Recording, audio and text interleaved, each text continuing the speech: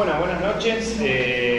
Damos inicio a la primera conferencia de las jornadas y último evento de la noche. Nos acompaña el profesor Samuel Cabanchí. El profesor se encuentra a cargo de las cátedras de Filosofía Contemporánea y Fundamentos de Filosofía de la Facultad de Filosofía y Letras de la UBA. También es profesor en la UNL e investigador del CONICET y actualmente se desempeña como subsecretario en la Secretaría de Asuntos Académicos de la UBA. En los diversos programas de filosofía contemporánea, el profesor casi siempre ha incluido Sartre en la bibliografía y de hecho es una de las pocas asignaturas de la carrera de filosofía que lo estudia y ha trabajado la filosofía sartreana en algunas de sus publicaciones. El Absoluto no sustancial, de 1985, que fue premiado, que obtuvo premio de ensayo filosófico y trató la filosofía sartreana de la conciencia, y El abandono del mundo, de 2006, en el que se percibe implícita y explícitamente la presencia de su legado filosófico. En otras publicaciones, el profesor publicó recientemente Desde el Palacio, en 2015, en donde cuenta su paso por la política partidaria, Alejandro Korn, La libertad creadora, de 2016, y Mantel de Hule, de 2018, reciente publicación, libro de poesía. Y la conferencia que dará hoy el profesor se titula El saber y la nada, la concepción sartreana del filósofo. Bueno, muchas gracias Federico por la invitación y por la presentación. Gracias a todos ustedes por estar aquí presentes. Bueno, celebro esta primera jornada del Círculo Sartre, celebro la existencia de un Círculo Sartre. A propósito de ese libro, El absoluto no sustancial, que escribiera en 1984 y se publicara como el premio fue la publicación en 1985, un ahora conocido, hace un tiempo ya conocido escritor argentino, no diré su nombre porque no correspondería, pero que nos conocíamos desde la adolescencia, me dijo, pero llegaste tarde a Sartre, porque ahora ya pasó Sartre. Bueno, me pareció una boludez, perdón que esto está por streaming, pero no debía haber dicho boludez, pero yo sé que Sartre es un buen promotor de lo políticamente incorrecto, así que puedo darme ese... Me lo parece también hoy, ¿no? Pero, digamos que ahora, viendo lo que en esta presencia de mayoritariamente joven, en nombre del círculo, en nombre de Sartre, de Simone de Beauvoir, de las problemáticas que trabajaron, tanta juventud, entonces quiere decir que había llegado temprano, no tarde. Y el hecho de estar aquí me hace pensar que llegué a tiempo. Entonces, bueno, ese es el preámbulo para romper cualquier hielo que pudiera haber. Antes de leer, voy a leer el texto, ¿no? Y eso ya de por sí puede llegar a resultar aburrido y por momentos árido, pero trataré de hacerlo lentamente y espero que no sea tan así. Tiene un epígrafe que es algo que dice Sartre en una entrevista que le hacen entre 1975 y 1977. Allí dice: para mí la filosofía es todo, es la forma en que uno vive como filósofo, como un filósofo, yo vivo como un filósofo, dijo Sartre en esa oportunidad. Es decir, que toda esa, digamos, esa oscilación que ha tenido en toda su vida, ¿no?, entre la filosofía y la literatura, y también entre la filosofía y la literatura por un lado y el compromiso político por el otro, como simplemente un hombre de acción y de intervención pública, finalmente, y estamos hablando de entre 3 y 5 años antes de su fallecimiento, se resuelve en la filosofía lo es todo, ¿no? Es decir, creo que la impronta filosófica es lo que predominó en su vida, por eso este epígrafe.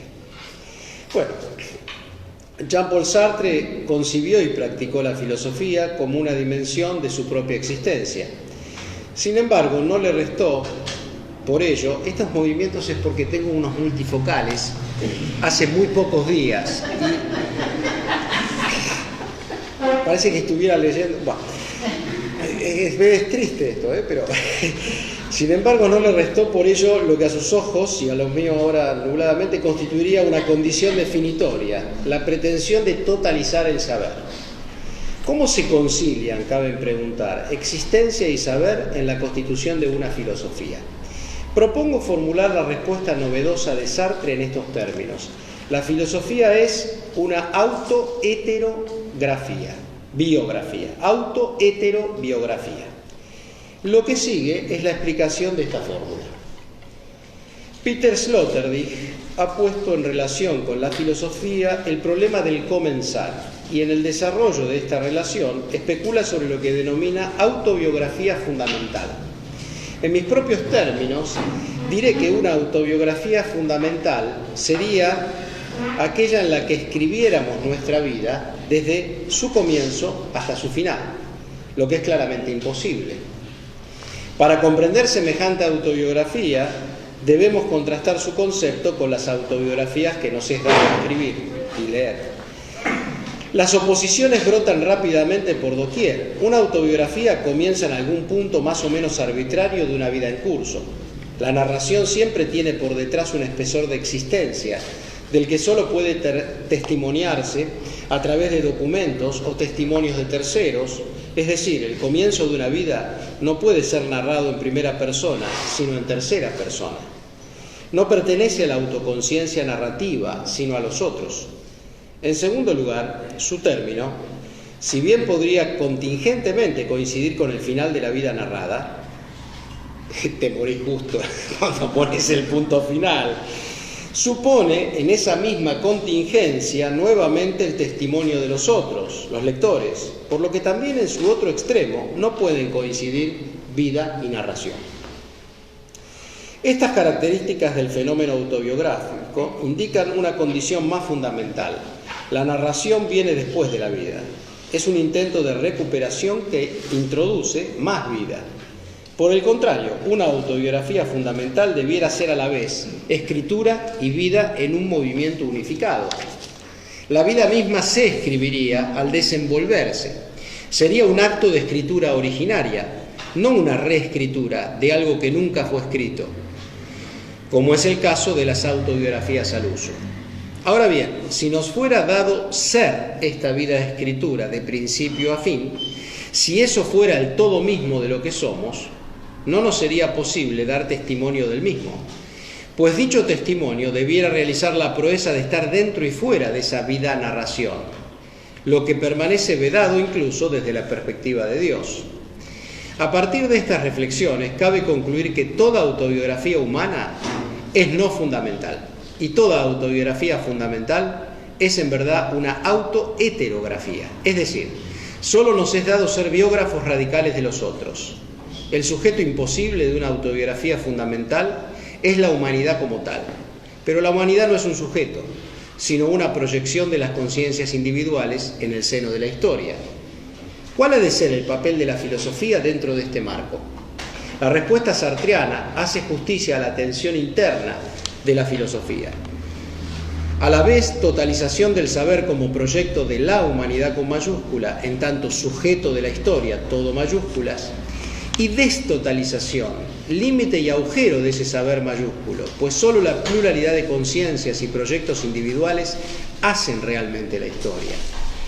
Ahora estamos en condiciones de abordar la concepción sartreana de la filosofía en sus propios términos, como una ontología con fuertes implicaciones éticas y antropológicas. Que el punto de partida del filosofar siempre ha querido ser una cuestión originaria no es novedad. El patos del originario está presente en una gran cantidad de filosofías a lo largo de su historia. Para Platón, por caso, la filosofía tenía que ser un saber sin supuestos. Debía remontarse hasta aquella instancia a partir de la cual todo se puede inteligir, sin estar a su vez subordinada a ninguna condición de previa intelección. La filosofía nace conducida hacia una interrogación originaria, aún en el origen socrático, existencial del filosofar, que consiste en enfrentarse con la propia ignorancia.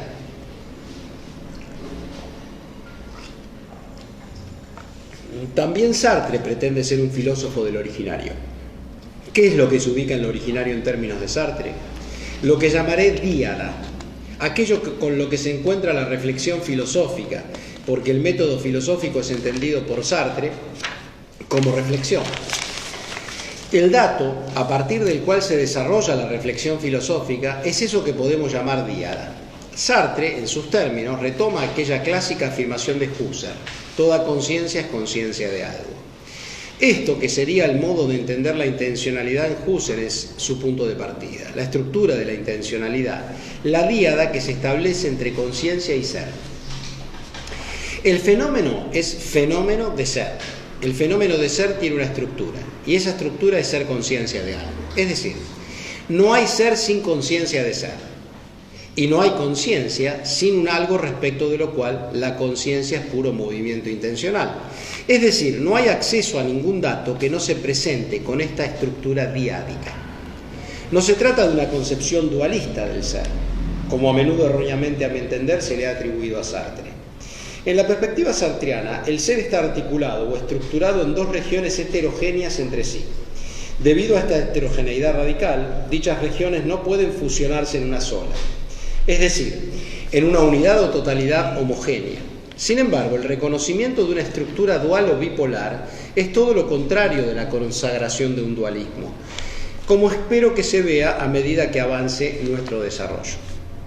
La unidad del ser no puede nunca afirmarse en la obra de Sartre, siempre está esta heterogeneidad, esta escisión entre dos modos o regiones del ser, que tomando la terminología de Hegel, Sartre va a llamar el ser en sí y el ser para sí. Pero la diferencia entre ambos pensadores es muy importante, porque Hegel piensa que hay modalidades, pero que todas están dentro del uno con mayúscula, del uno todo, que la idea concibe y despliega por sí misma, que es el espíritu absoluto. Diríamos que Hegel sí en eso especula una autobiografía fundamental, ya que antes usé esa imagen, ¿no? Esto es lo que está rechazado en Sartre. No hay esa conciliación, no hay esa unidad, no hay espíritu absoluto, no hay punto de vista que pueda reconciliar el polo del ser en sí y el del ser para sí. El para sí es el nombre del modo del ser de la conciencia, el en sí es el nombre del modo de ser previo a la aparición de la conciencia. Entonces, la pregunta por el ser, que es propia del proyecto filosófico sartreano, se bifurca en el estudio del fenómeno de ser en términos de estas dos modalidades, ¿no? Bueno, esto es todo muy conocido para todos los presentes. Ser en sí y ser para sí. Articulados en esta díada. Este es el dato originario. Es la manera específica de decir, no hay ser sin fenómeno de ser. Ahora bien, cuando queremos interrogar al ser de la conciencia, no encontramos sino una pura negatividad. Desde que hay pregunta por el ser, hay negatividad. Entonces ya no se puede estar frente al ser sin la nada de ser que hace posible la presencia al ser. La estructuración del ser y la nada se articula como conciencia reflexiva de una conciencia prereflexiva. Lo originario es la conciencia prereflexiva, conciencia de algo que no se toma a sí misma como objeto, etc., ¿no? El comienzo del método filosófico es conservar auténticamente en la reflexión adecuada el dato originario, que era la conciencia prereflexiva del algo en cuestión, es decir, que es la manifestación del ser de cada caso. Entonces tenemos la doble estructura de la conciencia, prereflexiva, reflexiva, y la intencionalidad de la conciencia que remite a lo que no es ella, a lo que no es conciencia. Todo filosofar se encuentra con un dato. La cuestión es cómo se encuentra con ese dato, cuáles son las condiciones que en una filosofía cualquiera se asumen como propias del hecho de esa dación originaria. Para Sartre, el dato se da en la forma de esta díada, la conciencia de algo, donde algo es cualquier cosa, algo indeterminado, es la estructura de la referencia, o en términos husserlianos, la de la intencionalidad. La conciencia es aquello que al mismo tiempo se da a sí misma y se presenta ante un algo que no es ella misma. ¿Podemos ir más allá de este dato? ¿Podemos llegar a algo más originario aún? ¿Qué podría ser ese algo más originario? Sartre respondería que es imposible rebasar la díada en ningún sentido. ¿Qué es lo que no es posible? No es posible que haya comienzo del cual extraer, como desde algo más originario a la díada. ¿Por qué no se puede ir más allá de eso? Porque ir a algo más originario que esto sería romper la díada. Pero supongamos, por mor del argumento, que fuera posible reducir la díada. ¿Con qué nos encontraríamos? Hágase el ejercicio imaginario de esa separación. Por un lado tendríamos el ser en sí de lo que antes era el algo. En la díada sería el algo.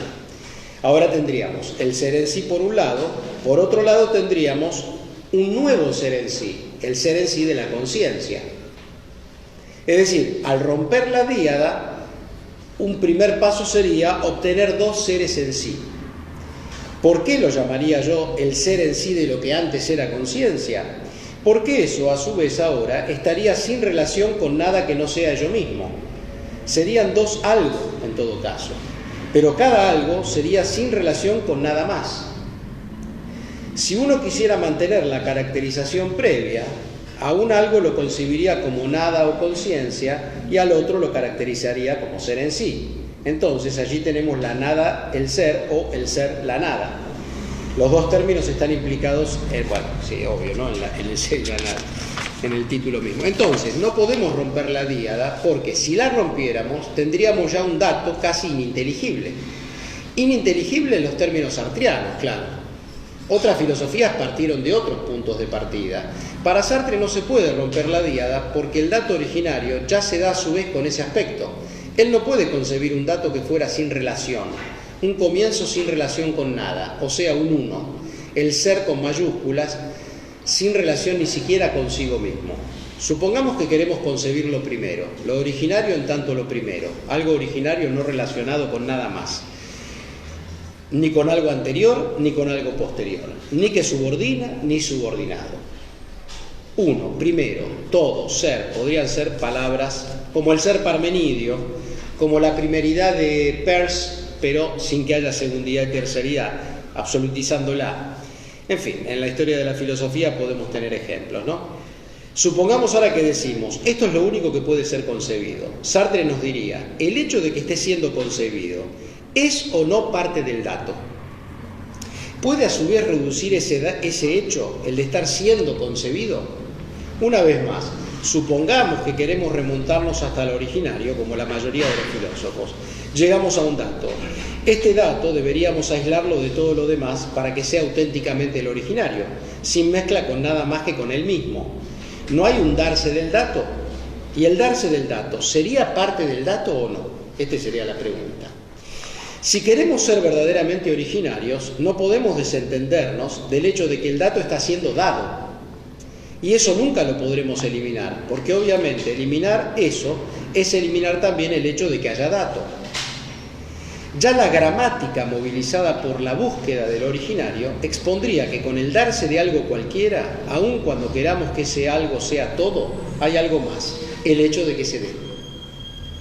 Buscábamos lo originario, teníamos el ser no relacionado con nada, el uno todo, llamémosle ahora todo para simplificar, pero el todo se está dando, así que podríamos decir que hay algo más que ese todo, el hecho de que el todo se da.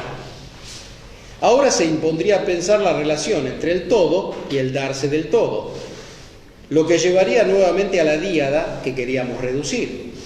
Ahora, o sea, habríamos fracasado en la reducción.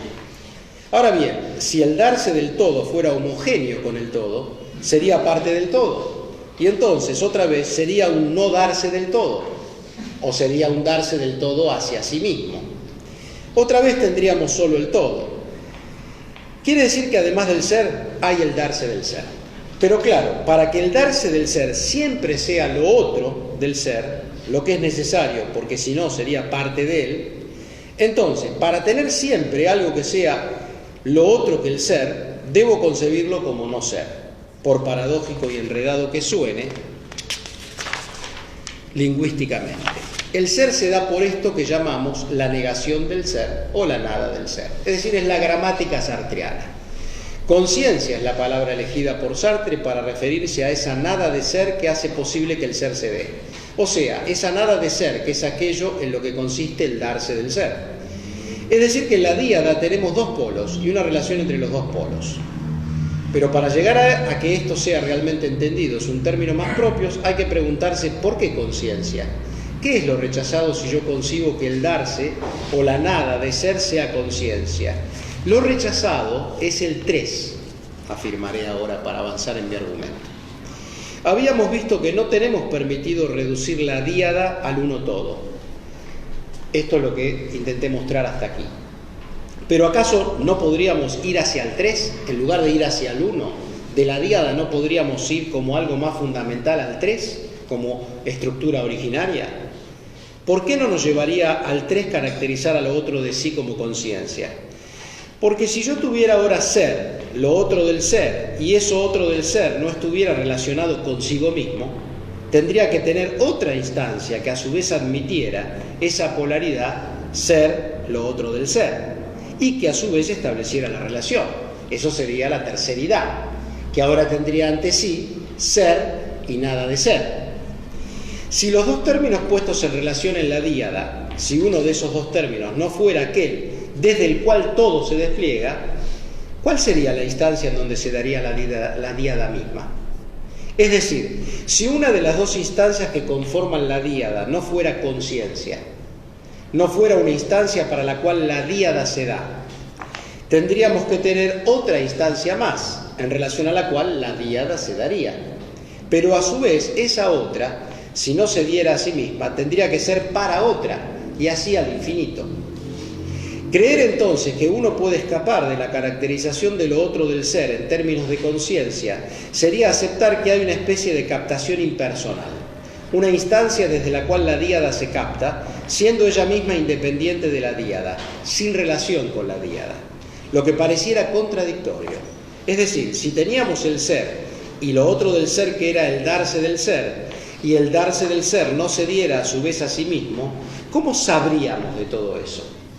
En otras palabras, el darse del ser debe darse a su vez a sí mismo, porque si no se diera a sí mismo, tendríamos el problema que teníamos antes, que algo aparece como parte del fenómeno y no tiene relación alguna con nada.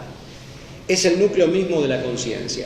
La estructura que estamos tratando de discernir se presentaría así: el todo, el darse del todo, que lo vuelve a su vez no todo, y el testigo del darse del todo. Pero el testigo del darse del todo a su vez, ¿cómo sabe? ¿Sabe o no sabe de sí? El darse del todo era la nada, lo otro del ser. Ahora, la nada debe darse de algún modo para sí misma, porque si no se diera a sí misma, si no fuera testigo de su ser, necesitaría a su vez otra instancia testigo, y así sucesivamente al infinito. Ese es el movimiento de la reflexión. Pero Sartre dice, si la reflexión puede darse, es porque primero hay un darse originario no reflexivo, que es la base del movimiento reflexivo posterior. Antes imaginamos que se podía elegir convertir a la nada en la naturaleza del ser y entonces superar la díada. Ahora uno puede también elegir no entender al ser en términos de conciencia, pero en ese caso uno tiene que tener una especie de identificación de la meditación filosófica con algo impersonal. Sin embargo, la conciencia, por más que se pueda pensar como impersonal, tiene una mismidad, una ipseidad en algún punto. Si no, ya deja de ser otra vez el testigo del darse del ser que dijimos que era. Si no hubiera mismidad, siempre sería otra que ella misma, pero en un sentido radical.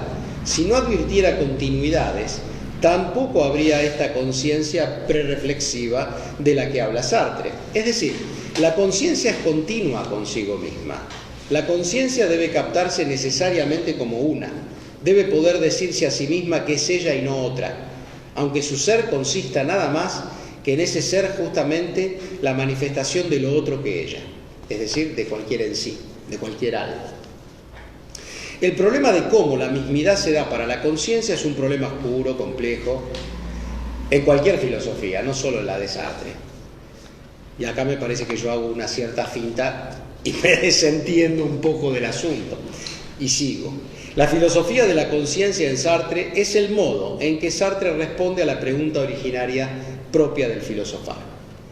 Ese es el encadenamiento básico, el sostén fundamental. La conciencia siempre está en fuga para sí misma. Por eso nunca puede la conciencia tenerse a sí misma. Por eso siempre existe a distancia de sí. Porque si quisiera suprimir la distancia, debería suprimirse a sí misma. Es imposible suprimir la distancia y seguir siendo conciencia. ¿Por qué? Porque la conciencia es justamente eso. Es una distancia, una fuga permanente, una ausencia permanente, que sin embargo, entre comillas, sabe de sí misma. Es testigo de su propia fuga, de su propio ausentarse, de su propio vacío. Según Sartre, esta es la estructura de toda cosa que se vive en la forma espontánea de existir. Una emoción, un sentimiento, una condición, una acción, una decisión. El modo propio del para sí es ser temporalizado, un ser que se temporaliza. La conciencia es temporal. Entonces, esta conciencia de sí como siendo conciencia de algo que no es ella misma, se aplica a la relación del presente con el pasado y del presente con el futuro. El hecho mismo de los éxtasis temporales está dominado por la gramática de esta conciencia no reflexiva. Claro que cuando preguntamos, ya estamos en el salto reflexivo, pero mientras no reflexionamos, ¿estamos o no en el tiempo? Pareciera que todo es un eterno presente mientras no reflexionamos. ¿Cuál es entonces la señal de la temporalidad? El hecho de que la conciencia es solo esa distancia de sí, ese permanente distanciarse de sí misma hacia la temporalización misma. Cuando la conciencia quiere apresarse como un algo, ya no es pasado o todavía no es futuro. Los algo están siempre más allá de la conciencia que se quiere apresar. Entonces, la temporalización es una estructura propia del cogito sartriano, a diferencia del cogito cartesiano, que es un cogito puramente reflexivo y se manifiesta como instantáneo. Entonces, es por el hecho de que el cogito no es originariamente reflexivo que entendemos mejor que hay una temporalización dada ya cuando el cogito se quiere recuperar como una reflexión, como una presencia así. Al intentarlo se descubre como ausencia de sí, derrame temporal hacia el pasado y hacia el futuro. Es decir, la conciencia sartriana es una conciencia ya temporalizada. El estado de yecto está presente constantemente en el modo de darse la conciencia a sí misma. Próxima sección. Vamos avanzando en el objetivo de la conferencia. Esto fue un resumen, diríamos, o una reconstrucción de una filosofía sartriana que a lo mejor ya todos conocen. Así que esa era la parte más aburrida, espero. Esta gramática sartriana, la que acabo de presentar o resumir, es claramente aplicable al problema de la autobiografía fundamental. En efecto, la estructura de la díada exige a la filosofía no dar la espalda al punto de vista de una conciencia singular, lo que siguiendo a Sartre llamaremos existencia. También le exige enfrentarse a la finitud que le es propia y que no radica en su mortalidad, sino en su irreductibilidad. Al no poder ser reducida o eliminada en su condición de conciencia singular, es una separación infranqueable que se hace presente a todo lo que no es ella misma. Para ella, hacerse presente a lo que no es consiste tan solo en ser el testigo de esa presencia. Y si algo no puede narrar esta conciencia testigo, es su sí mismo, pues de intentarlo solo podría dividirse indefinidamente entre una conciencia objeto y una conciencia testigo, lo que le impediría totalización alguna. Por otra parte, puesto que la conciencia no puede evitar el derrame de la intencionalidad, pues se aniquilaría si se contrajera enteramente en sí, está condenada a admitir el ser por doquier, detrás, delante, a través. En estas condiciones, ¿cómo podría autorizar una autobiografía fundamental? Cuanto más puede intentar totalizarse para fracasar en ese intento, destotalizándose una y otra vez. Esto es, yendo más allá de donde terminaría su autobiografía, tanto como desengañándose de toda ilusión de comenzarse, de ponerse en el origen del ser y de sí misma como testigo de ese ser. En resumen, la ontología sartriana nos lleva a rechazar la concepción de la filosofía como una autobiografía fundamental. Para realizar tamaña autobiografía debería ser el uno todo que le está vedado. Sin embargo, aún conserva una vía para acceder a un saber sobre sí, a costa de no pertenecerle. Para ello ha de interrogar a la conciencia ajena. Es su ser para otro lo que le permitirá a la conciencia ingresar a una totalización del saber que la contenga, pero no para sí, claro está, sino para otro. ¿Cuál es el fenómeno que abre a la conciencia su experiencia de ser para otras conciencias? Es un fenómeno complejo que resulta de la combinación de tres condiciones: corporalidad, la mirada del otro y verse en la mirada del otro. Para Sartre, el fenómeno compuesto por estas condiciones es tan originario como la díada. Así como en esta, la conciencia accede al fenómeno del ser en sí en términos de objeto de su intencionalidad, en su ser para otro accede a su propia objetalidad para una conciencia, pero no para la propia, sino para la ajena. Así se refuerza la exigencia para la conciencia de ser testigo de su propia identidad singular. Pues de lo contrario, sin la distinción propia-ajena, no podría realizarse su ser para otro. Cabe preguntarnos ahora si no es por la vía del ser para otro que la autobiografía inscribible en la vida de la díada se transformaría en saber. La respuesta es positiva, pues en rigor la conciencia posicional de objeto como conciencia no posicional de sí, el cogito prereflexivo, no constituye aún un saber, sino testimonio y comprensión. Los mismos hechos que para una conciencia son el correlato de su autocomprensión, para la conciencia ajena constituyen la piedra de toque del saber. En otras palabras, el saber es el de cualquiera sobre cualquiera, incluso sobre la singularidad que soy.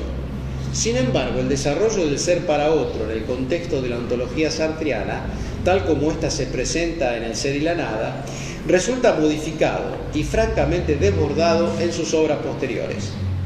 En efecto, debido a que la polaridad sujeto-objeto domina completamente el circuito cerrado del vínculo para sí para otro, en términos de verse visto,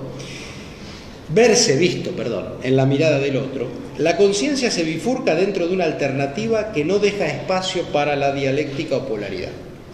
La de ser un absoluto sujeto que reduce a objeto a la conciencia ajena, o al revés, ser un objeto para la conciencia ajena. Si el ser para otro estuviera condenado a este montaje imaginario, que es el que domina el ser y la nada, no podría abrirse la autoheterobiografía, pues esta es necesariamente una realidad dialéctica, cuyos polos mutuamente mediados son la singularidad de la conciencia testigo, que para sí no consiste, ya que es negatividad, y las significaciones que la alcanzan provenientes del otro, y que le otorgan una consistencia que se inscribe en el saber, en la historia, en el sentido. Es en el reenvío de la conciencia al saber y de este a aquella que se escribe toda autoheterobiografía, movimiento este que instituye una comunidad en el tiempo, ausente en la estructura del conflicto que se invoca en 1943, o sea, en El ser y la nada, como única posibilidad en ese entonces de los vínculos entre las conciencias. Eso es superado en la obra posterior, en donde, se abre la puerta para esta autoheterobiografía. Por esta vía arribamos a lo que evalúo como el logro final de la filosofía sartreana, el paso de la concepción de la subjetividad como absoluto no sustancial a su concepción como universal singular. Sartre desarrolla este concepto en su trabajo homónimo en el homenaje a Kierkegaard en 1964, y a su través precisa y completa la concepción que ya había presentado en 1960. Bueno, están las referencias acá. Sostuvo que tantas exigencias... Junto a los filósofos, Sartre en ese entonces distinguía a los ideólogos, ¿no? Decía que él era un ideólogo. Bueno, esto lo puedo saltear. Esta polaridad filósofo-ideólogo en el 68 se transforma. Kierkegaard será en este texto de madurez a la vez filósofo y antifilósofo, y su testimonio seguirá en el significante silencioso y singular de las subjetividades múltiples, que, por el solo hecho de testificar de sí mismas, como lo hiciera el caballero de la fe respecto de sí, limitan, descompletan, agujerean el todo del saber y de la historia a los que sin embargo pertenecen. Sigamos de cerca el recorrido que nos propone Sartre en el ensayo de referencia. Interroga nuestro saber sobre Kierkegaard para encontrar lo que en un muerto escapa al saber y sobrevive para nosotros a su desaparición. Y en unas pocas líneas más abajo agrega: Kierkegaard es testigo singular, o como él dice, extraordinario, por la reduplicación en él de la actitud subjetiva. Es para nosotros objeto de saber en cuanto testigo subjetivo de su propia subjetividad, es decir, en cuanto existente que anuncia la existencia mediante su propia actitud existencial. Reencontramos en esta caracterización de la peculiaridad de Kierkegaard a la díada, tal como la presentamos más arriba, una conciencia testigo de su singularidad como tal en medio del ser. Pero obsérvese que sólo porque ha inscripto tal testimonio en el seno de la historia, sus obras, es que puede constituirse en una subjetividad transhistórica que llega a toda otra subjetividad que pueda revivirla con la suya propia o en la suya propia. Así, Sartre responde a su interrogante afirmando que lo que escapa al saber es la subjetividad, en tanto negación de todo saber, que pretende reducirla a sus determinaciones objetivas. Como señalamos, la polaridad se da históricamente entre Kierkegaard y Hegel, Mientras este encarna, lo señalé pero no lo leí, mientras este encarna a la filosofía, Hegel, como sistema total, aquel se expone a sí mismo como refutación viviente de ese sistema, deviniendo el antifilósofo de ese filósofo. Sartre se pregunta por qué Kierkegaard rechaza el sistema hegeliano y en él a toda filosofía, y se responde, porque el filósofo busca un comienzo primero.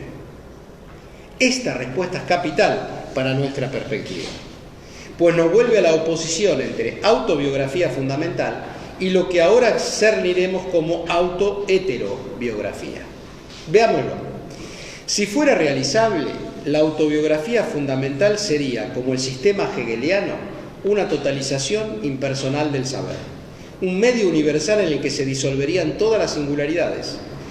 En el polo opuesto, el existente ha de ubicar el comienzo en el no saber y en su decisión de sostenerse como conciencia testigo de ese no saber. Por ello dice Sartre, en resumen, Kierkegaard, en lugar de negar el comienzo, atestigua un comienzo vivido. Ahora bien, ¿cómo, cabe preguntar, una pura negación puede singularizarse y aspirar a consistencia alguna a través de su subjetivación en la acción, en la palabra, en fin, en un sentido? Es el sentido lo que una conciencia singular ofrece a la multiplicidad de las conciencias. Vale la pena citar a Sartre en un pasaje de ese texto. En tanto que la historia, universalizada por las cosas que llevan el sello de nuestra acción, se convierte por cada nuevo nacimiento del hombre en aventura singular y repliega en ella su universalidad, Soren, una vez muerto, puede estar vivo. Pues era de antemano yo, que todavía no existía, dado que yo le recomienzo en circunstancias históricas distintas. La realidad común, y en cada caso singular, nos la manifiestan las palabras, signos trastocados, instrumentos de la comunicación indirecta, que me reenvían a mí porque reenvían únicamente a él. Fin de cita. Por la consistencia del sentido, cada conciencia singular revive, renacen todas, y cada una de las conciencias que salen a su encuentro. A través de la historia totalizada por el saber, el filósofo por antonomasia, la nada de ser alcanza sus efectos de verdad en la conciencia ajena. Una comunidad de conciencias atraviesa la historia, abriendo una y otra vez los saberes muertos con verdades nuevas. Queda así, es lo que estamos haciendo en este coloquio, por ejemplo, o intentamos. Queda así afirmada la posibilidad de lo que yo llamo autoheterobiografía. En efecto, la biografía fundamental está siempre abierta, sin sujeto que se la pueda atribuir, como un absoluto siempre relativizado a través de una pluralidad de conciencias. Cada quien solo escribe su autobiografía a través de la biografía de los otros.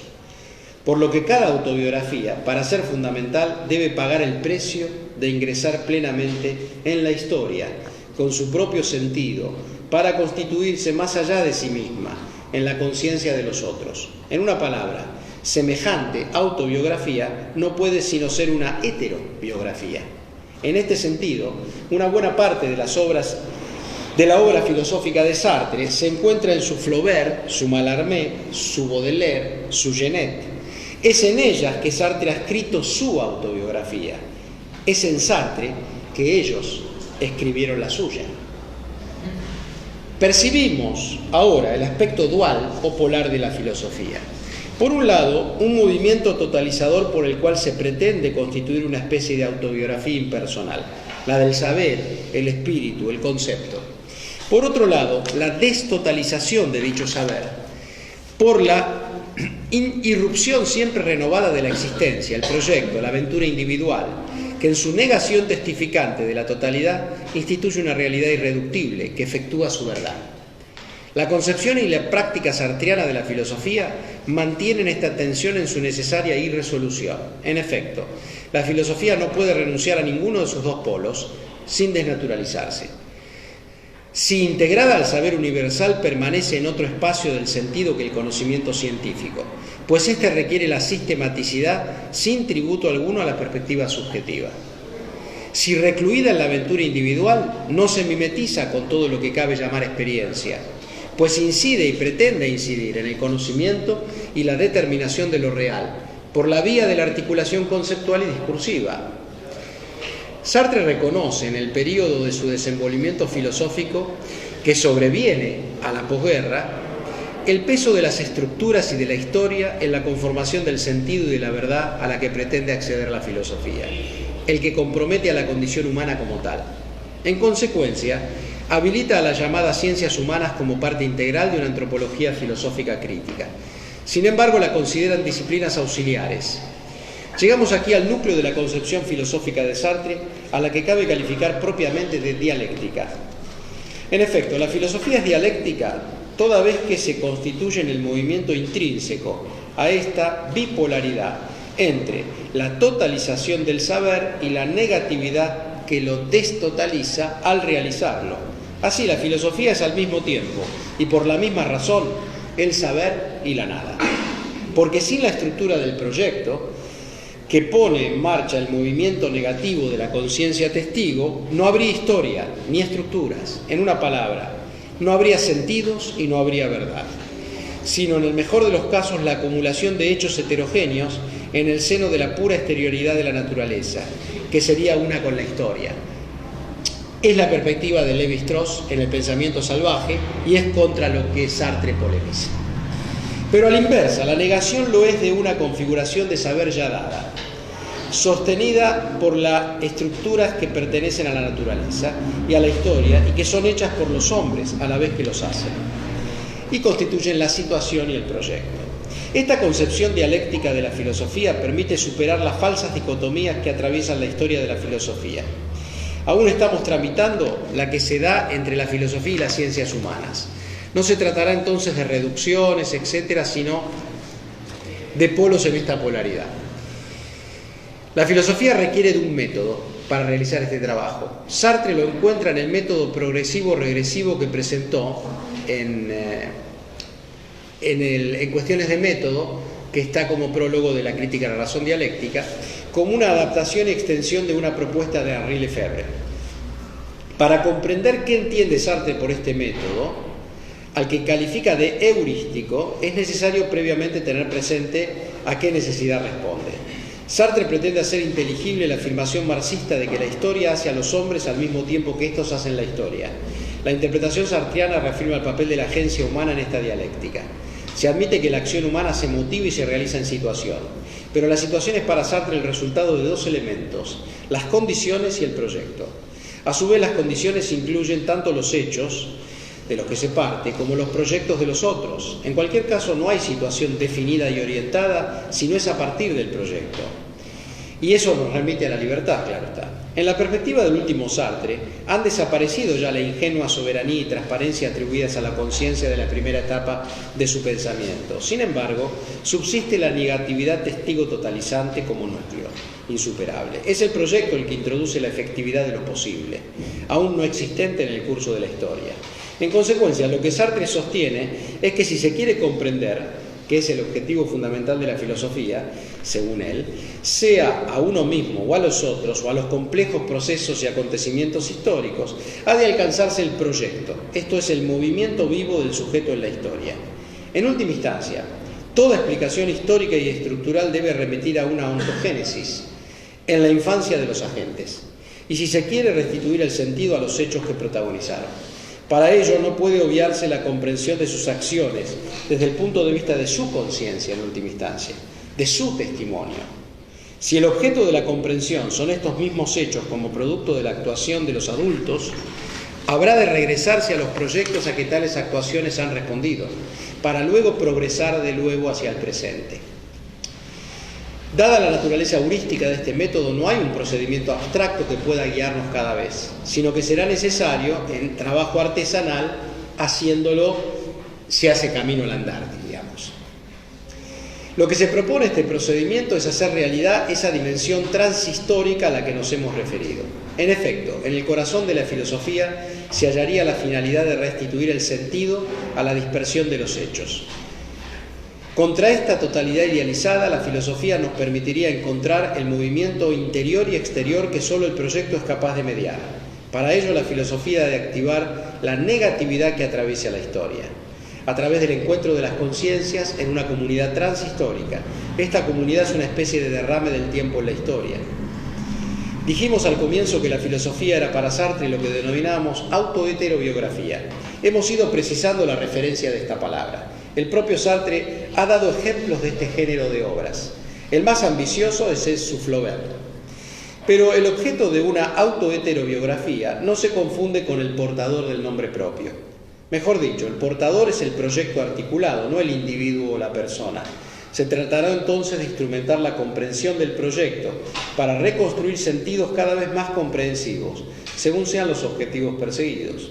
En conclusión, podemos decir que en la perspectiva sartreana no hay un corpus de saber que podamos llamar filosofía, sino un procedimiento de intervención cuyos fundamentos son una ontología y una antropología. Desde luego, estas son a su vez doctrina filosófica que ha de ser discutida como un emergente más dentro del movimiento de la historia. Así, el propio Sartre ha de ser comprendido a partir de su proyecto.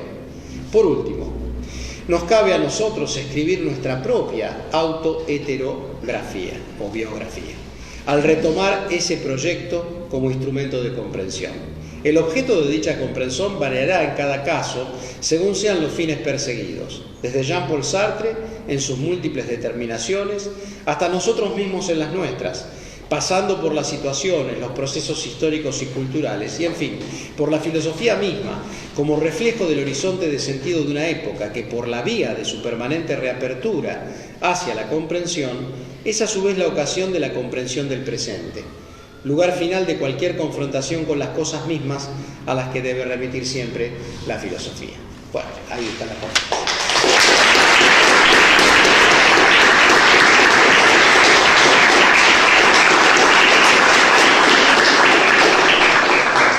Le agradecemos mucho a Samuel de haber participado. Tenemos 5 minutos para preguntas si queremos estar dentro del cronograma, pero Tengo una pregunta. nos podemos quedar un poquito más, no sé, 10 minutos más, algo así. No, digamos, las cuestiones que había guardado ya se guardaron, entonces podemos quedarnos un poco más. No sé si Samuel, ¿tenés algún problema? No. 10 minutos sí. Por el momento. Una pregunta. Sí. En lugar de autoheterobiografía, ¿no debería denominarse heteroautobiografía? Bueno, podría ser, no sé. No creo que sea. ¿Por qué? A ver, ¿por qué te parecería más pertinente? Bueno, me parecería más pertinente por, digamos, la tríada esa que es imposible de romper, digamos, o sea, la necesaria presencia del otro o del otro. 3 elementos que tú nombraste: el cuerpo, la mirada y la conciencia de ser mirado por el otro. Entonces, a mí me parece que la autobiografía es un resultado de esa heterografía o heterobiografía que se va realizando. Y conectado con esto, me parece que en realidad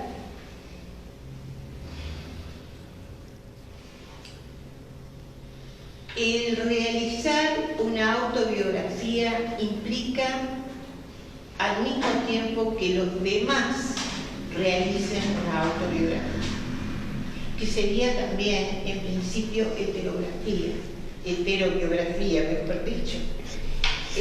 Entonces, creo que de algún modo todos los hombres seríamos filósofos desde esa perspectiva. Bueno, son 3 cosas distintas que estás diciendo, ¿verdad? Sí. O 4. Una es una cuestión que puede ser meramente terminológica, elegir autoheterobiografía o terminológica. Puede ser, podría ser. Pero no lo es. Si no lo fuera y vos resumiste los fundamentos tuyos para cambiarla, te responderé que por qué me parece más pertinente auto-heterobiografía. Porque el movimiento de última es el movimiento de la conciencia que está en su ipseidad, es decir, que no viene del otro hacia uno, sino que uno va hacia el mundo y hacia el otro y se encuentra a sí mismo a través de ello. Entonces, sí, pero el auto tiene que dominar ahí, porque si no, volvemos a que hay un dato sin que se dé para sí mismo. Dada la estructura de la díada, que es la que fija la gramática, una de las dos polos de la díada es conciencia de sí. Por eso está primero el auto que el hetero. Eso por un lado te diría. Por otro lado, en realidad la díada es una estructura que no requiere del para otro. No requiere del para otro. Entonces ahí las condiciones que vos reprodujiste ahora, que yo expuse, son de la estructura del para otro, no de la díada. El para otro es la oportunidad para que la díada se transforme en autoheterobiografía. La díada sin el para otro no accede, en todo caso, a la historia, al sentido. Sigue siendo la vida que es, pero solo cuando de alguna manera, cuando se pone en juego, cuando se expone, es que tiene la posibilidad de autobiografiarse, porque requiere del otro para ello. Entonces esa sería un poco, en resumen, lo que acabo de presentar. Y por supuesto, él estaría de acuerdo con vos en decir todos somos filósofos. Pero hay que tomar ese riesgo, ¿no? El riesgo de exponerse. Sí, claro. Gracias. Bueno, me gustó muchísimo la conferencia, especialmente mis amigos no me van a dejar mentir, son mis temas favoritos. De hecho, mi exposición fue sobre subjetividad de método, en Estrella de la Nada, específicamente ya vamos a tener la oportunidad. Sí. De hecho, el capítulo 4 es sobre el problema de la amidad de la conciencia, así que le entré ahí, vamos a ver qué le parece. Pero en torno a eso le quería hacer una pregunta específica, para no hacer ponencia paralela en este momento, en torno a si encuentra que existe en la ontología sartreana, yo soy más especialista en la primera parte, por eso por ahí le pregunto más en la ontología del ser y la nada, si encuentra que existe alguna motivación existencial del filosofar, ¿sí? Y esto lo estoy diciendo, Marta no me va a dejar escapar esto, desde un cierto lugar heideggeriano, ¿no? Desde una cierta motivación anímica a realizarse la pregunta por el ser en Sartre, ¿no? Yo trabajo por ahí con el tema de la angustia en Sartre y lo encontré un poquitito por ese lado, pero quería saber su opinión al respecto. Pienso que, no sé si te puedo responder demasiado, pero a ver si algo sirve lo que se me ocurre como respuesta. Creo que en Heidegger hay una especie de sacralización del filosofar, ¿no? Sí. Como si dijéramos esa tarea del pensar que viene como posmetafísica, digamos, ¿no? Que vuelve a abrir y todo eso que ya sabemos, fuera como algo, digamos, jerarquizado en relación a cualquier aventura humana. Yo creo que eso no podría ser bien recibido por Sartre. Por supuesto que la filosofía es una realización existencial del vivir, del existir, pero es una como cualquier otra, digamos, ¿no? Es decir, hay una potencialidad de filosofar en cualquier vida, basta que acepte el precio de exponerse al sentido, al saber, a la historia, que se inscriba en ella con su propia subjetividad. No veo me parece que hay un temple diverso entre Sartre y Heidegger en muchísimos sentidos, ¿no? Y que entonces Sartre rebajaría un poco lo que es tan sagrado en el pensar heideggeriano, ¿no? Pero no sé si eso es a donde apuntaba, si a lo mejor no estoy respondiéndote para nada en lo que vos estabas. No, quizás porque hablaba usted, bueno, el origen del filosofar, ¿no? Sí. Uno lo puede pensar, bueno, cuál es el trato, exactamente, hablaba de la vida y demás. Sí. Pero yo también me pregunto siempre, cada vez que leo a Sartre, como yo le encuentro un basamento afectivo a su filosofía, digamos, en la experiencia de la angustia, en la experiencia de la náusea, yo encuentro el fundamento. Claro, eso sí, claro, sí. Claro. Sí. Yo me pregunto si a veces me hago la pregunta de si acaso es ese en el existente humano, digamos, justamente el impulso a hacerse la pregunta filosófica. Sí, entiendo. Esa. Podríamos decir que hay un ideal de la filosofía sostenido también en Sartre, ¿no? Es lo que él llama reflexión pura. Claro. Lo que él llama reflexión pura está salvado como una es otra cosa que el cogito proreflexivo, que está mezclado con las cosas, que está extraviado y todo eso, bueno, pero que es la vida de cualquiera. Entre eso y la reflexión cómplice o la reflexión que no va a ninguna parte, que es ocultadora, etc. Bueno, habría una tercera cosa que es la reflexión pura, pero él nunca nos dio cuál es el resultado de la reflexión pura. Pero ahora yo puedo valerme de mi propia posición en esta conferencia para responderte. Fíjate, la reflexión pura es la imposible, porque sería algo así como la autobiografía fundamental. Okay. ¿No? Entonces, no hay otra cosa, no hay sujeto de la historia, es decir, hay lo que hay, subjetividades que se comunican entre sí en el seno de la historia, ¿no? Y entonces Sartre, Kierkegaard, Heidegger, ¿no? Eso, o sea, habría esa diferencia, tal vez, ¿no? Entre ambos. No, por favor, al contrario, gracias a vos. Yo tengo una pregunta. Quería saber por qué Sartre en un momento larga una acusación tan categórica contra Foucault y le dice que él es el último baluarte del imperialismo. No sé, la verdad. ¿No? ¿Por qué lo hizo? No sé. No tenía presente que lo hubiera hecho tampoco, ¿no? Bueno, van a hacer las cosas, pero cuando sale a parar si las cosas de Foucault, a Sartre le hace una entrevista radial y Sartre dice que es el último bastante de la burguesía contra el marxismo, porque quiere diluir la idea del hombre y fortalecer las estructuras que determinan el hombre. Entonces, para decir Foucault, con su filosofía, es bastante de la burguesía para defenderse del marxismo. Pero no sé qué. Y bueno, no es exagerado de parte de Sartre, seguramente, porque era un no, y quería tipo... saber por eso, por qué ambos, por lo menos Foucault en un primer momento siendo marxista y Sartre también, ¿por qué? Yo no sé qué significaba el ser marxista en ese tiempo, exactamente, ¿no? Había tantos marxismos diferentes. En el 68, esa es la publicación de las palabras y las cosas, 68, ¿no? 66. O 66, 67. Bueno, él está en el maoísmo, ¿no? Sartre, digo, está en el maoísmo. Contra el Partido Comunista Francés, en el que antes había estado. Es decir, que él mismo ya tiene una complejidad en su ser marxista que yo ya no sé muy bien. Y Foucault, bueno, ¿hasta qué punto?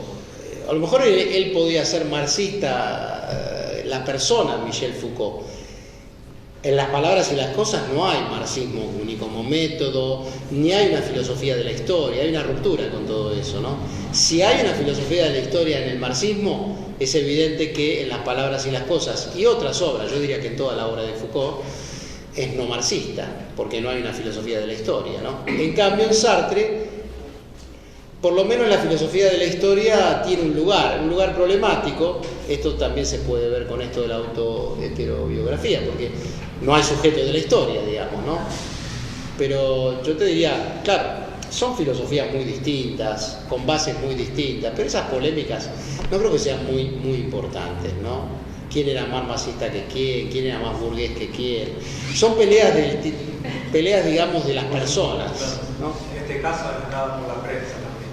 Claro, no me detendría mucho en ello. Hay una... Yo más antes. No, por eso. No, porque cuando me gustó mucho la conferencia también y a veces me hacía sonar bastante, nada más porque hemos tenido Alan había hecho una vínculo entre la filosofía de Sartre y su literatura, y también hablaste de literatura de Sartre. Me refería muchas veces a Puerta Cerrada. Cuando un poco el tormento de las tres personas que mueren es saber que su vida o el sentido de su vida va a ser siempre la definición de otros. Claro. Me acuerdo del militar que muere en medio de su deserción, y como la mujer le dice, bueno, yo hice un acto cobarde en toda mi vida, no puedo ser cobarde. Y sí, le dice, los otros que tuvieron desertar, vos vas a ser un cobarde en la historia de la humanidad. Vos no tenés forma de actuar, no tenés forma de definirte. Y siento que quizás un poco está ahí eso mismo que estás diciendo, cómo el otro termina de cerrar el sentido de lo que fue la vida de otra persona. y cómo ese infierno son los otros que sentencian la fuerza. Acá un poco también se vincula con tu conferencia, ¿no? Esta idea de Totalmente. el otro es el que cierra la historia de otra. Nunca uno puede cerrar su propia historia. Siempre el que cierra la historia y el sentido de lo que fue mi vida será otro. Claro. Esa, Es interesante esa ligación. claro, esa sería como la condición insuperable, ¿no? Ahora, el primer Sartre no tiene ninguna redención para eso, ¿no? O sea, son conflictos de conciencias que nunca van a llegar a nada más que a una antítesis donde cada una de algún modo suprime a la otra. Claro. Por lo menos suprime a la otra en su libertad. Incluso no en las relaciones concretas con el prójimo, en el ser y la nada, hasta el amor es visto allí como una anulación de una conciencia de la libertad de la otra, ¿no? Es casi como un fracaso el amor también. Exacto. Entonces, pero el Sartre maduro, que ya creo ha incorporado el peso de la historia y de su propia biografía a su filosofar, me parece que tiene una posibilidad mayor que esa. Por ejemplo, en el grupo está la terceridad que constituye al grupo, en donde es heterogéneo con el 2, con el 1 y el 2. Hablo de la crítica razón dialéctica, ¿no? Es decir, lo importante es que el 3 es siempre heterogéneo del 1 y el 2. Por eso no es realmente, en el mismo nivel no sería un 3, como digo, ¿no? Siempre sería la díada, pero hay una terceridad a la que se accede. Nada más que no es para sí, es para otro. Pero bueno, eso mismo hace que esté abierto al infinito, porque mientras haya mundo, vida, historia, ¿no? Sí, perdón, también en el caso de la puerta cerrada, por decir su argumento, ¿no? También los personajes son 3 y yo por lo menos no creo que sea casual.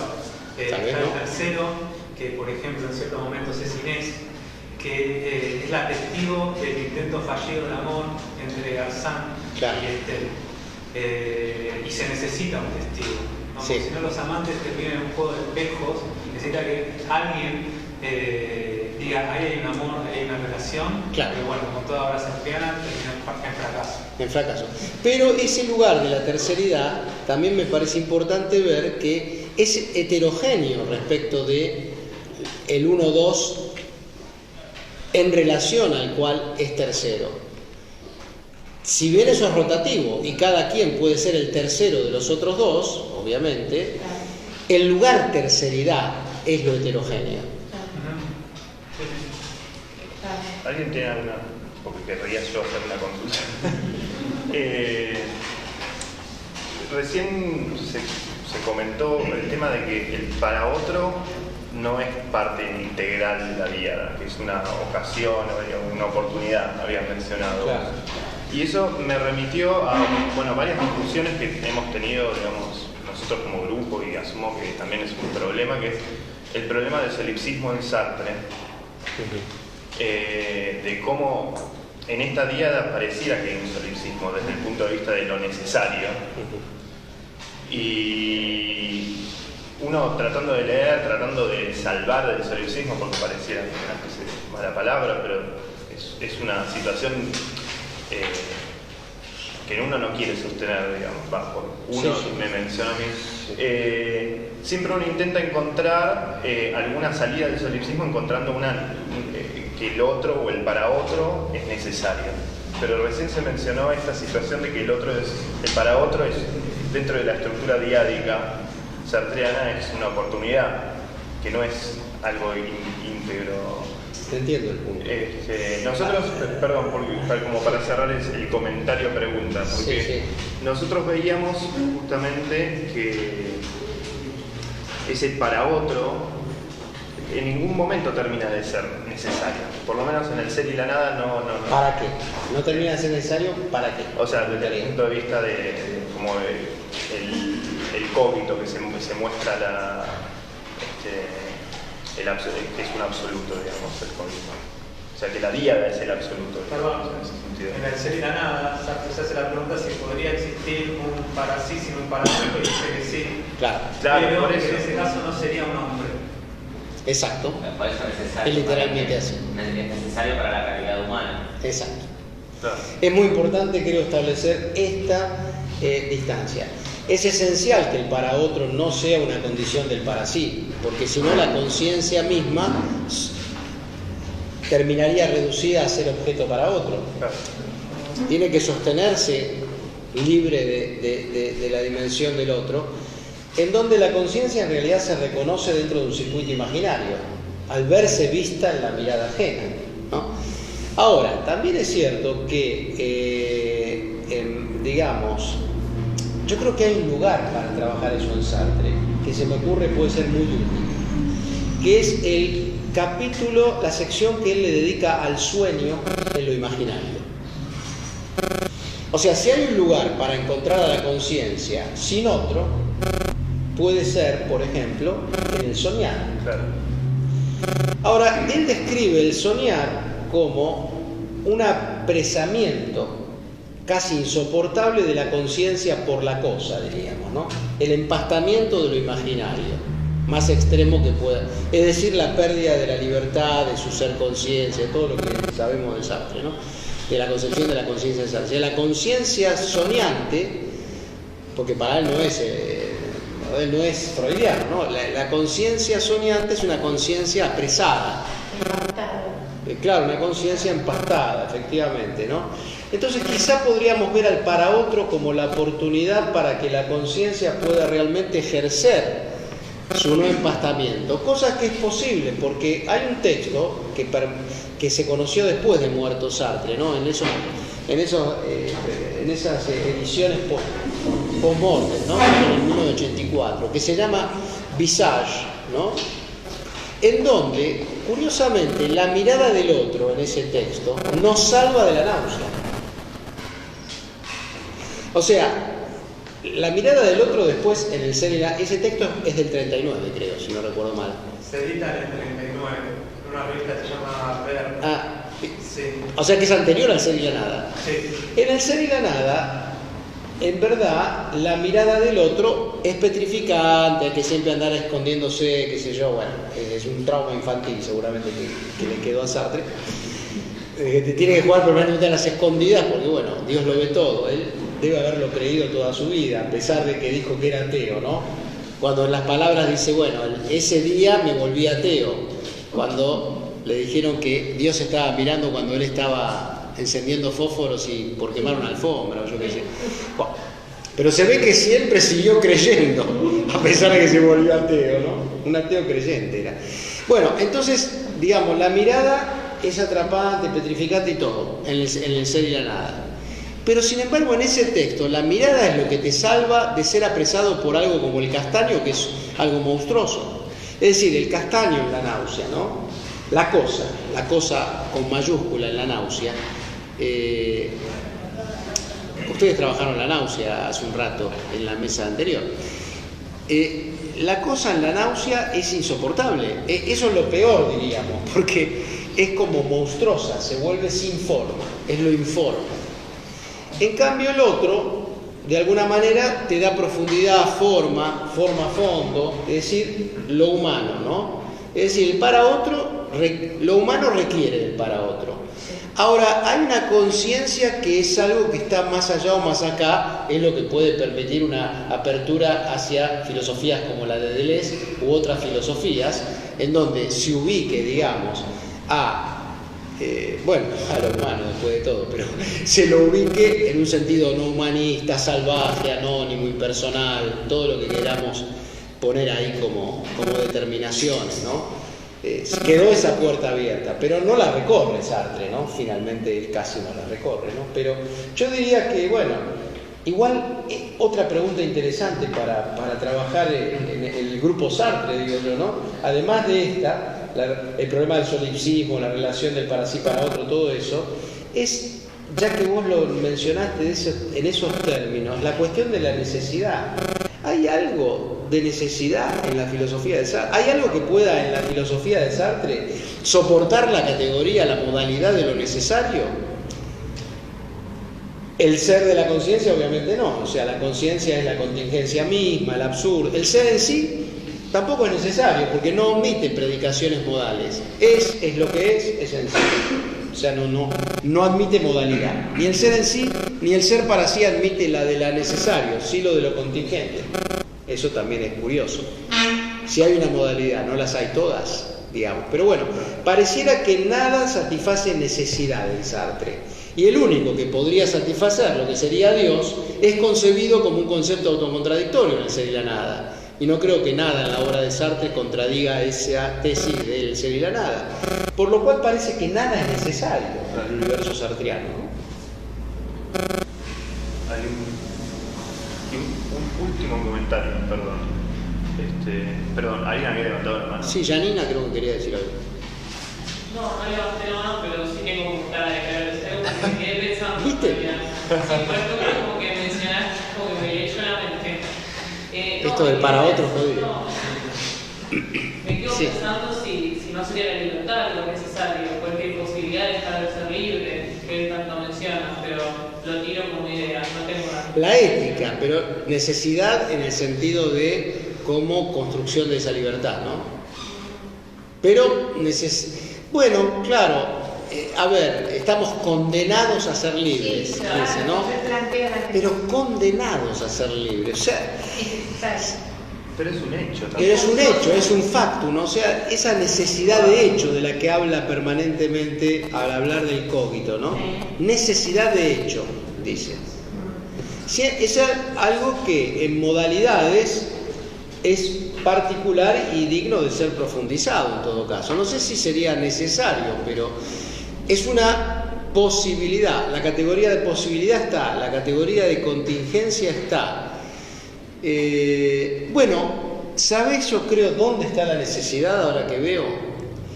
En un mal lugar está la necesidad en Sartre, ¿no? La muerte troca la vida en destino. Cita a Malraux, creo. No, a Malraux es que lo cita en El ser y la nada más de una vez.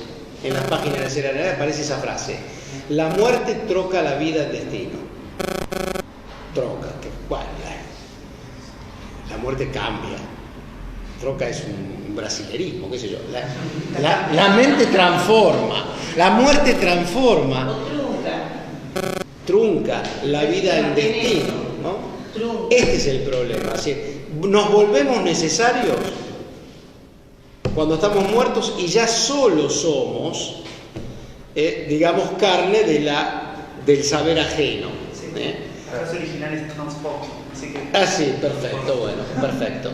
Ahora, en realidad, podríamos decir que hay algo que triunfa sobre la necesidad, que es la libertad. ¿Y dónde está la libertad? El hecho de que Kierkegaard esté vivo en Sartre y Sartre esté vivo en nosotros y todas los cruces que se quieran y que la biografía de uno se escriba en el otro y viceversa, ese es el reino de la libertad contra el reino de la necesidad, entonces, ¿no? Es decir, el hecho de que no haya historia con mayúscula y sujeto con mayúscula de la historia con mayúscula, que sería el reino de la necesidad, es lo que es donde se mueve la filosofía sartreana, ¿no? Y eso sería el lugar de la libertad, aparentemente. Y de la humanidad. Y de lo mejor que tiene, ¿no? Pero la humanidad, pero hay el fracaso, el fondo del fracaso, es decir, no hay ilusiones tampoco, ¿no? Es decir, es eso. Y la mirada del otro, maestro, para escribir mi propia biografía también no se resulta. ¿Cómo? ¿Cómo? La mirada del otro para escribir mi biografía. Sí, eso estoy desarrollando. Eso es lo que estoy... Pero qué bueno, comprender una conferencia en el modo de una pregunta propia es la mejor manera de comprenderlo. Perfecto. Exacto. Eso es lo que intenté y ahora finalmente quedó transmitido en su caso, ¿no? Es decir, exactamente, yo no puedo escribir la autobiografía fundamental, puedo escribir cualquier autobiografía, pero la fundamental la tiene que escribir usted, en cuanto a mí, y yo en cuanto a usted. Podríamos seguir más adelante. Sí, pero... Les agradezco mucho.